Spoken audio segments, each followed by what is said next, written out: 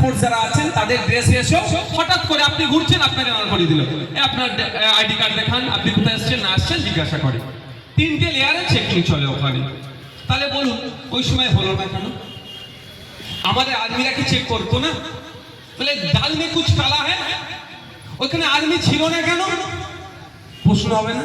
তাহলে আর্মি দ্বিতীয় প্রশ্ন করতে হবে আমাদেরকে, যে যখন এই ঘটনা ঘটে যাচ্ছে, ঘটে যাওয়ার 2 ঘন্টা পরে ফোর্স এসেছে এদেরকে উদ্ধার করতে, তাহলে 2 ঘন্টা হয় আমাদের আর্মিদের কাছে খবর পৌঁছায়নি, আর না হলে 2 ঘন্টা আর্মিদেরকে আসতে দেওয়া হয়নি। তাহলে আর্মিদের কাছে খবর পৌঁছানোর দায়িত্ব কাদের?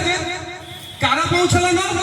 অথবা খবর পৌঁছে গেল আর্মিদেরকে কারা আসতে দিচ্ছিল না?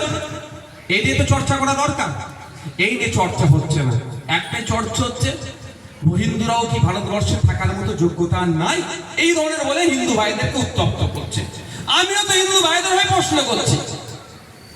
আমার ধর্মীয় পরিচয় মুসলমান, আমি ইসলাম ধর্মের অনুসারী। আমিও তো প্রশ্ন করছি যে এত দূর সময় আমার হিন্দু ভাইদের চলে আসলো মোদিজির আমলে, হিন্দু ভাইদেরকে ওটা বেশি বেশি করে করতে হবে। যে এতদিন অতিবাহিত হয়ে গেল, কেন এই সেই কুলঙ্গার গুলোকে, সেই মানবতা বিরোধী গুলোকে, যারা ওখানকার মানুষদেরকে গুলি করে শহীদ করলো, তাদেরকে চিহ্নিত করতে পারলো না?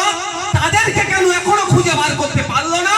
এটা মেদিনীপুরের বিপ্লবের মাটি থেকে আওয়াজ উঠতে হবে যে খুঁজে বার করতে হবে তাদেরকে। তাদেরকে আমরা দেখতে চাই যে তাদেরকে তদন্ত করা দরকার, কে কোন উদ্দেশ্য নিয়ে তাদের পাঠিয়েছে, কেন আমাদের দেশের নাগরিককে তারা খুন করেছে, এটাগুলোকে খুঁজে বার করতে হবে। এই প্রশ্ন আপনার মাথায় না আসে, হিন্দু মুসলমানের বাইনারির মধ্যে আপনাকে ফেলে দিতে চাইছে। আর যারা রাজনৈতিক ফায়দা নেওয়ার দরকার, তাদের কাজ হাসিল করে চলে যাচ্ছে। আমি আপনাদের বলে যাই, এখানে ক্যামেরা হচ্ছে, মেইনস্ট্রিম মিডিয়া, বিভিন্ন মিডিয়া থেকে হচ্ছে, এবং আপনাদের বলে রাখি এখান থেকেও এমন ভিডিও সেন্ট্রাল আইবির কাছেও যাবে, স্টেট আইবির কাছেও যাবে। তাদের মাধ্যমে ভারত সরকারের কাছে আমি বলতে চাই যে কতদিনের মধ্যে তদন্ত শেষ করবেন তার একটা অন্তত ডেডলাইন দেন। উচিত নয় ভাই?